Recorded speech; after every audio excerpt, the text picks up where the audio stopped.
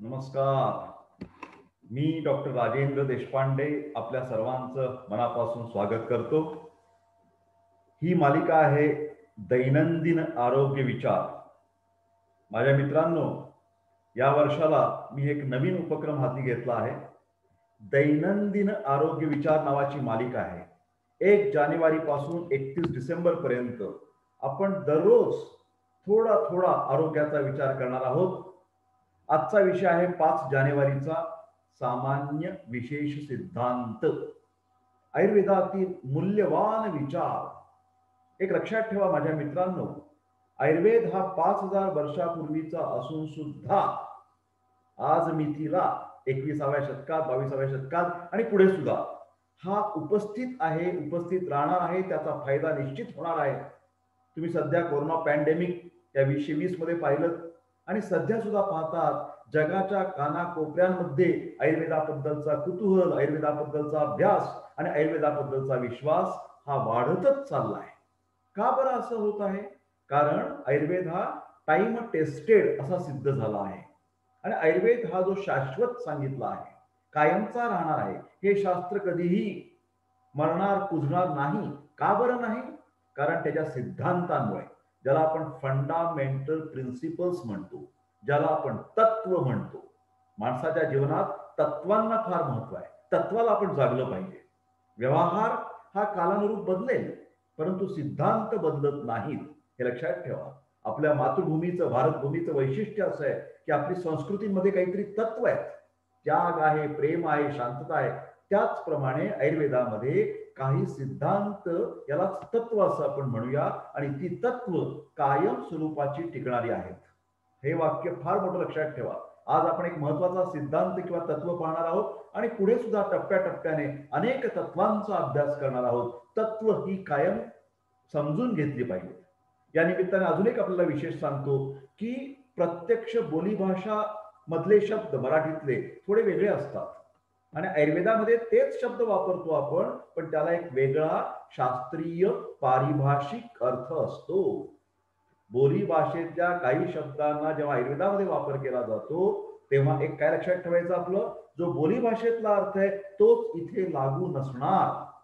आयुर्वेदाचा स्वतंत्र असा काहीतरी एक पारिभाषिक अर्थ आहे, सायंटिफिक लँग्वेज आहे ती. आता आपण म्हणतो की एखादा माणूस सामान्य आहे, बरं. दुसऱ्या दिवशी आपण काय म्हणतो, काय आज काय विशेष, काय विशेष आज, आज काय बेत विशेष तुमचा घरी जेवायचा वाढदिवसाचा. ते विशेष हा शब्द वेगळा, अमुक अमुक व्यक्ती हा सामान्य आहे ही गोष्ट वेगळी. आयुर्वेदामध्ये सामान्य शब्दाचा अर्थ सारखेपणा, सिमिलर. एकासारखं एक म्हणजे सामान्य आणि वेगळं विरुद्ध म्हणजे विशेष. पक्के शब्द लक्षात ठेवा. सामान्य म्हणजे सारखेपणा आणि विशेष म्हणजे विरुद्ध. सामान्य म्हणजे सिमिलर आणि विशेष म्हणजे अपोजिट. हे शब्द जर पक्के लक्षात ठेवले आपण तर अनेक आयुर्वेदाच्या गमती जमती आपल्याला छान समजतील. आरोग्य टिकवण्यासाठी आणि आजारपण दूर करण्यासाठी सुद्धा आपल्याला सामान्य विशेष सिद्धांत माहिती करून घेणे गरजेचं आहे. सामान्य म्हणजे समान आणि विशेष म्हणजे विरुद्ध. आता शरीराची निर्मिती आपण शिकलो की पंचमहाभूत, दोष, धातू, मल यांच्यापासून झाली आहे. दोष, धातू आणि मलांचं जेव्हा संतुलन असतं, इक्विलिब्रियम असतो, बॅलन्स्ड असतो, होमिओस्टॅसिस असतं, तेव्हा त्याला आरोग्य म्हणतात. संतुलन म्हणजे आरोग्य आणि असंतुलन, असं बघ हात करतोय मी, असंतुलन कमी किंवा जास्त म्हणजे अनारोग्य, आजारपण. आरोग्य रक्षण करणं हा आयुर्वेदाचा उद्देश आहे आणि हा उद्देश साध्य करण्यासाठीच आयुर्वेदाने सामान्य विशेष सिद्धांत तुम्हा आम्हाला समजून सांगितलाय. दोन घटकांच्या मध्ये जेव्हा सारखेपणा असतो तेव्हा त्याला सामान्य म्हणावं आणि वेगळेपणा असतो तेव्हा त्याला विशेष म्हणावं. वेगळेपणा म्हणजे नुसता वेगळेपणा नाही, तर ते विरुद्ध स्वरूपाचं असलं पाहिजे. तांदूळाच्या ढिगामध्ये जर आपण अजून एक 4 तांदूळ ऍड केले, त्याच्यात भर घातली, तर ते ओळखता येणार नाहीत, कारण तांदूळाचा दाणा हा आपल्याला सारखा सारखा जाणवेल. एकाच जातीचे तांदूळ म्हणतोय बरं मी. तर तांदूळामध्ये पण एखादा जर खडा आला, तांदूळामध्ये एखादी लाल कुठली तरी डाळ आली, मसुरीची डाळ, एखादी तुरडाळ त्याच्यामध्ये टाकली गेली, तर लक्षात येईल की तांदूळ वेगळे, तुरडाळ वेगळी. आता इथे फक्त वेगळेपण आहे, पण आपल्या शास्त्रामध्ये नुसतंच वेगळेपण नाही तर विरुद्ध असं समजून घेतलं पाहिजे. शरीर घटकांशी साधर्म्य किंवा सारखेपणा असलेल्या आहारामुळे आणि जीवनशैलीमुळे आपल्या शरीराचं पोषण होतं आणि विरुद्ध गुणाचा जर आपण आहार घेतला किंवा विरुद्ध गुणाच्या काही ऍक्टिव्हिटी केल्या, निसर्गाच्या विरुद्ध गेलो, निसर्गाच्या विशेष काहीतरी गोष्टी केल्या आपण, तर आपले शरीर घटक हे कमी कमी होणार आहेत. एखाद दुसरं उदाहरण घेत चालू आपण या ठिकाणी रसधातूचं उदाहरण घेतलंय. रसधातू शरीरातला पहिला धातू हा द्रव स्वरूपाचा आहे बरं का.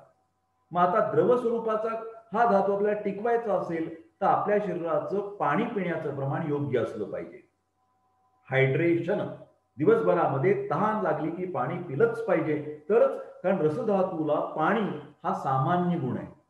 लक्षात येत आहे? उसाचा रस हा रसधातूला सामान्य आहे. कफदोषासारख्या पाणी असलेल्या घटकांचं ही जेव्हा वाढ होते, कफदोष हा जलमहाभूत प्रधान आहे.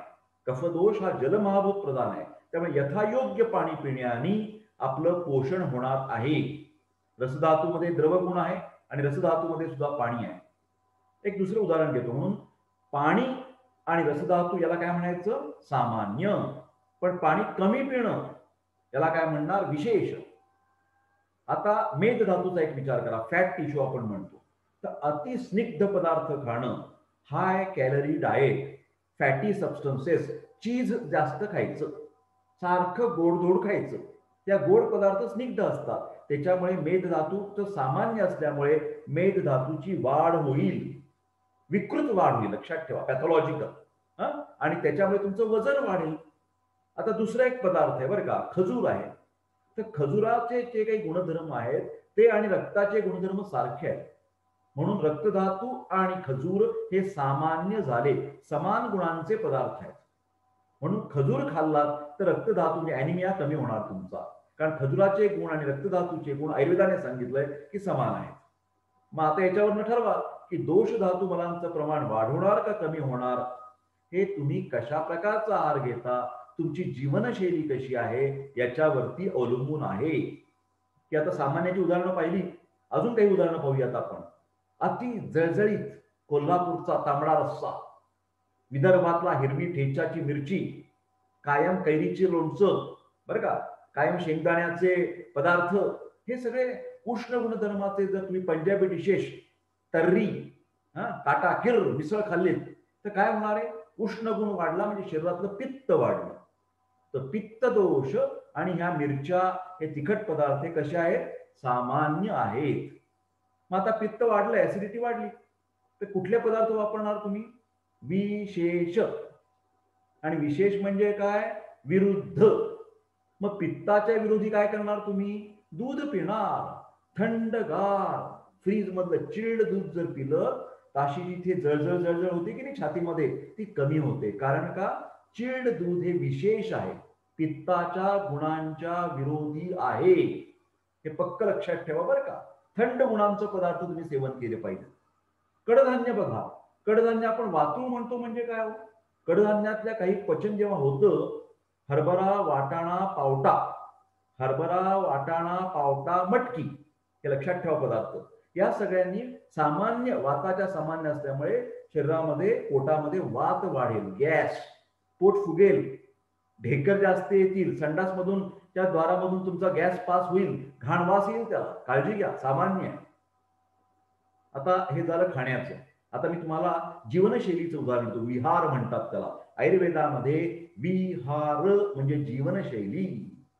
उन्हात फिरलो आपण, ग्रीष्म ऋतू आहे, मे महिना आहे, कडक ऊन बाहेर पडलाय आणि बेदारकारपणे पित्ताची व्यक्ती बाहेर फिरतीये, काय होणार? त्याला शरीरामध्ये पित्त प्रकोप होणार, नाकामधून रक्त येणार, हातापायांची जळजळ होणार, डोळ्यांची आग होणार, डोकं दुखायला लागणार.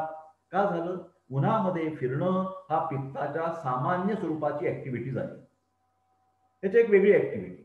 एखाद्याने दररोज आपलं पळण्याचा व्यायाम केला, चांगला मस्त पळतोय, शरीरातला मेदधातू हा स्थिर आहे, गुरु आहे. पळण्यामुळे काय होणार आहे? लघुगुणाची वाढ होणार आहे. मेदधातू गुरु, पळणं लघु, तर त्याच्यामुळे काय होणार आहे? मेदधातू आणि पळणं, मेदधातू आणि व्यायाम, फॅट आणि व्यायाम, हे कसं आहे? विशेष विरुद्ध.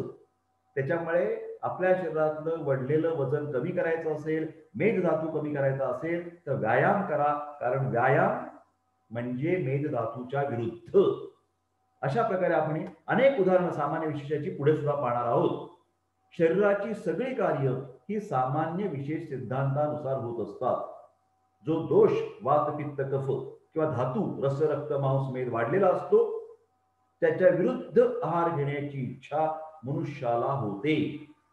छातीत खूप जळजळ होतीये, तुमच्या समोर आणून ठेवलं की परत एक सर हे जरा चमचमीत पदार्थ आणलेले आहेत मी, हा मस्त मटण बिटण तांबडा रस्सा खा, नाही म्हणलं नको नको आज माझ्या जरा छातीत जळजळ होतीये. म्हणजे ही इच्छा ही आपोआपच होते. ऍसिडिटी वाढली तर माणूस थंड गुणांचं काहीतरी खाईल, थंड दूध पिण्याची त्याची इच्छा असेल, कारण शरीरातली उष्णता आपल्याला कमी करायची असते. हे कमी करण्याचे प्रयत्न, वाढवण्याचे प्रयत्न यालाच वैद्यकीय भाषेमध्ये संतुलन, होमिओस्टॅसिस असं म्हणतात. आणि जोपर्यंत हे शरीराचे प्रयत्न सुरू असतात ते आपण फॉलो करतो, इनर इन्स्टिंक्ट सामान्य विशेष सिद्धांताची, तोपर्यंत आपण निरोगी असतो. त्यामुळे स्वास्थ्य रक्षण असो किंवा औषधी उपचार असो हे कशावर अवलंबून आहेत?